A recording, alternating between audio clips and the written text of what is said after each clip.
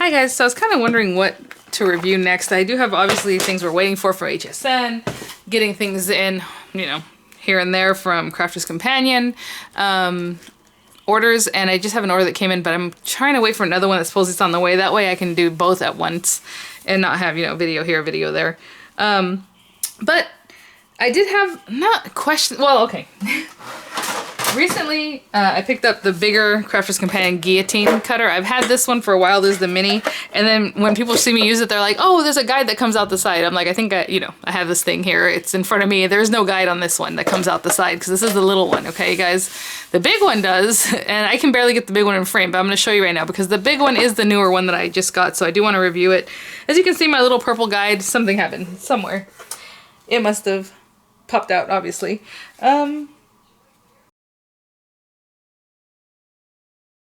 Yeah, I'm not going to be too worried about it because that is actually one of the issues that sometimes people have with this. And so what I want to talk about real quick is just cutting and see how accurate it is. That's the issue. Whenever I've used this to score, it never comes out right, ever. So that's a whole other story, but we are going to talk about that right now because that's what we want to know, right? So let me grab some paper that I'm willing to just chop up that will fit in here. Okay, let's say we have this piece of paper.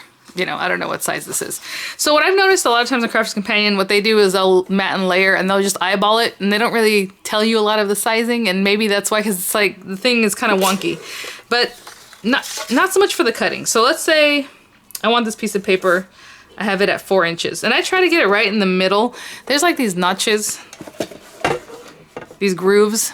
Let me bring it closer. I just wanted to. So there's like grooves, right? So they're pretty wide. So what I try to do is, obviously the 4 is up here. The guide is kind of far away enough that you have to eyeball it, because if the ruler was right on here, I think that might be better, but you're also supposed to use this for scoring, so it just, they made it this way. And then if you want to measure centimeters, they're down at the bottom, so that you just measure differently with that as far as you line it up down here. So let's just say 4 inches, and like I said, I try to get it right in the middle of that groove. So that's already a wonkiness that you're gonna have to think about, because it might make a difference where you place it, right? Obviously, if you're over here, that's a little bit, you know, if you're here, but the 4 is like right in the middle of that groove. And I can see that with all of them. So I just try to get it in the middle. And this handle better be all the way up, because what happens is, and this happens a lot to me and I always forget, if it's even just a little bit down like this, you go to put your paper, sorry, and you're hitting the blade, right? You're hitting the blade. So even if you're hitting the blade a little bit, it's going to be wonky because it's going to push your paper this way. So make sure that the blade is all the way up so you can get a better, you know, more accurate cut. Now I'm going to hold this down. If you do not hold this, I'll show you in a minute.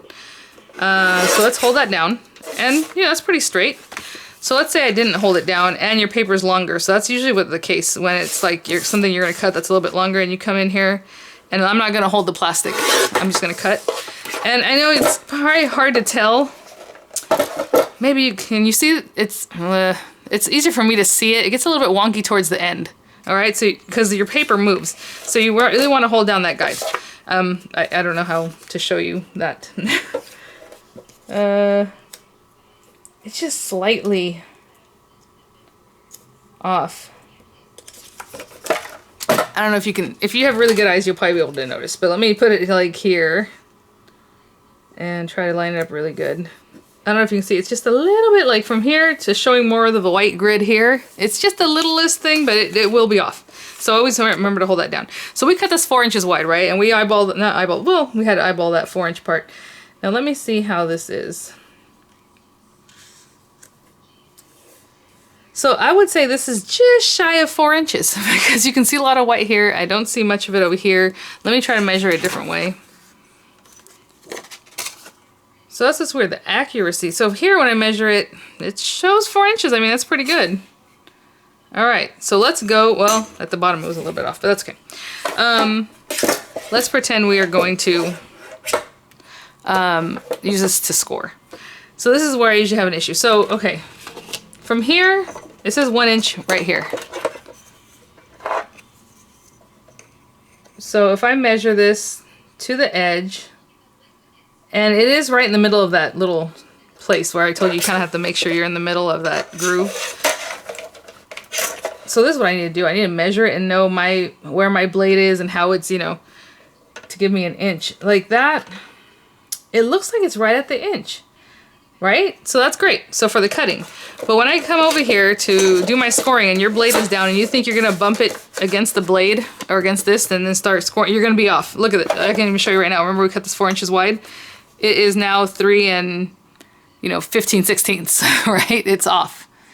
So make sure, if you know how wide your paper is, go ahead and put it on that line. Do not bump it against this because it just tucks in there. There's a space for it to just fall in, so don't do that.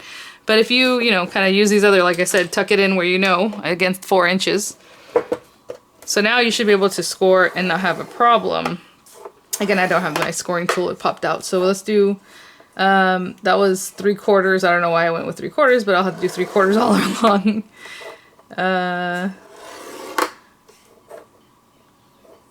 I wanted to go with 1 inch all along and something happened. So, okay, just to make sure of that, do not try to bump it up against this. Basically what you're trying to do is bump it against where it would have cut, against this silver where it just stops, right? But again, if you just measure it to where you need it to be, you're probably gonna be okay. But let me show you. So we pretty much did this at every 3/4. As you can see, they aren't lining up right on top of each other. There's like a fan to it.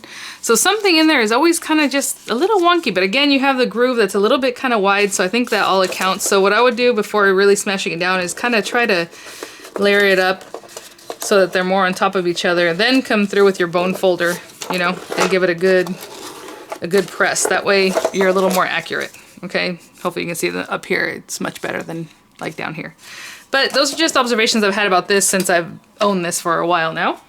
I'll get to the large guillotine in just a minute. Oh, one other thing. As I was cleaning up my room, I found these and I'm like, oh, because I saw Leanne present these the other day and I was like, oh, that's cool. Apparently I had them. I actually think the reason I have them is they came, excuse me, they came free with my large guillotine when I bought it a while back. So that's why I have these and I totally forgot about them. So I'm gonna get this off of here. And so Leanne was kind of showing, or talking about them, that she, styled. They're heavy, guys. These feel, ooh, they feel really nice. Of how they styled them, who they had make them, and all these different things. That she still has the, basically, what's the word? The prototype for, 2 years, and she still has them at her house. She says they have blue handle or something like that. Maybe black. I don't know. But obviously they wanted a purple and all that. But what's interesting about these is that they do have rulers, basically, on the scissors ends here on the blades, which is kind of interesting. So she was saying if you like to make fringe, that's a good thing to know because you can just line it up. But to me, it's kind of hard to look at this and say, okay, and this is where I get an inch because I can kind of see where the inch is. But to me, that's not really how I would use that. I don't know that.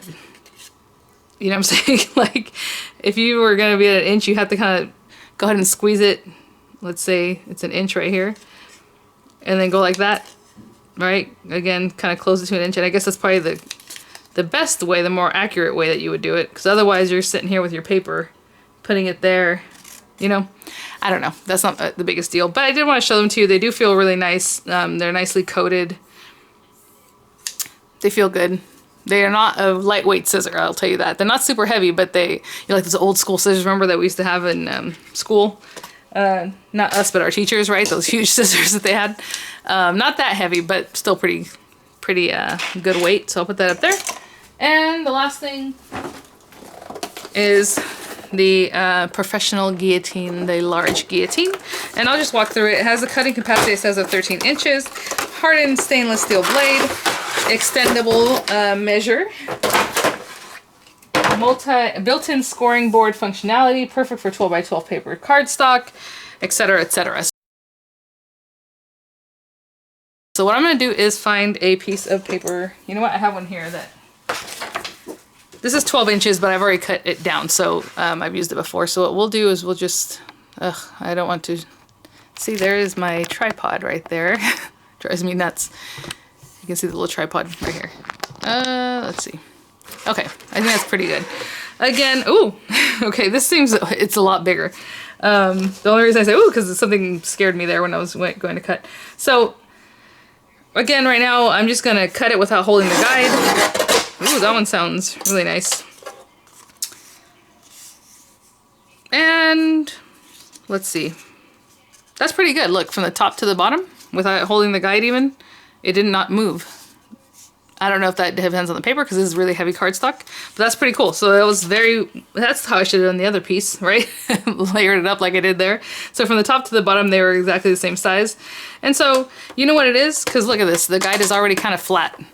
On the other one, it's not flat and you have to, it moves a lot. So I would still hold it down because it's just, you know, out of habit, but I would hold it anyway.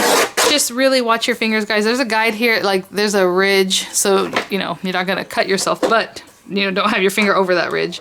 Oh, I don't even want to tell the story. But one of my teachers cut her hand like that in school with the huge, you know, guillotines that they used to use back in the day. And I was like, ah, it was not fun to have been there. Like, that's just not my thing. And cut a piece of her thumb tip off right here, you know. So I said I'm not going to tell a story, but I still told the story. So we have the scoring tool, which is really nice. It is kind of shaped to a very fine point here, but it's nice and thick. Again, let's check this out. So there is possibility of this one moving into the cutting area that's past the guide. So make sure if you're gonna just line it up against the blade edge. So you can see some silver there, but you need to kind of tuck it all the way. But on this one, since it's a little bit bigger, there are some bars here that help you hold it, but it's still gonna be off. So don't rely on that. And I'm just gonna fold this one twice. So let's do 1.5. Ooh, this paper is really thick. This thing with the grids, there's a lot of grids. It's kind of hard to keep in line there. And 3. So let's do 1.5 and 3. Just so we can fold it in half one time and just see how accurate that is. Again, probably don't fold it until... Why is this buckling in the middle? Very weird. And here we are again, almost a whole 1/8 of an inch in the middle off. That's for me, it's maybe there's something I'm doing. For the scoring, it's just not my thing. I don't hardly ever use this for scoring. But there it is. And then there is a guide or measuring tool that comes out here. You have to pull it open. It kind of pops up. I don't know if you can see, there's like a spring in there that kind of pushes up and down. So it comes up and then you need to kick this little leg out. Okay. And that will make it so that it's sturdy and that little leg is there to kind of help you keep your paper sturdy and, you know, keep the whole board sturdy. So that's good. Oh, you know what I'll do? I'll cut this because I've folded a bunch of layers here, and I know Sarah sometimes she'll do like Z-fold cards and she'll cut the whole thing off, and she's folded it a few times, right? So I'm just gonna line this up here. The reason it feels wonky is because half of it is off my table, okay guys? So don't think that it's there. And it was on top of the scissors too. So there we go. And I'm just gonna cut into this just to see. Easy. That's 3 layers of some really thick cardstock. Really nice. And what else can we do? So that was the measuring, you know, with it being a little bit longer. And what we can do is put this away. So kick back that little notch, this little area is supposed to be up. Put it back down. And just kind of give it a push. Like I said, there's a spring here, so we're trying to bring it back to the spring, basically, and push it down, right? And locks it in right there. There is I think there's a latch, but not really. Like, I would just pull it. There's nothing really others to release it. Sorry, that is very loud. But that's it. So I just kind of wanted to go over that. Just because, again, I know in my videos sometimes I'll use it and I'll go to score and I'm like, I'll just have to like not even use that card base because it scores so far off sometimes. But keep those things in mind. I would say if you're going to score it, really, you know, put the end of the card this way or whatever you're scoring, so that way you can really use the numbers and not so much. Does that make sense? Don't put it this way and start scoring this way. I would say put whatever it is at this end over here and score from these edges. That way you're more assured that you're in the right spot, not really messing with this edge over here. So just something to keep in mind. But thanks for watching, guys. I hope you are all doing well, and I will see you at the next one. Bye now.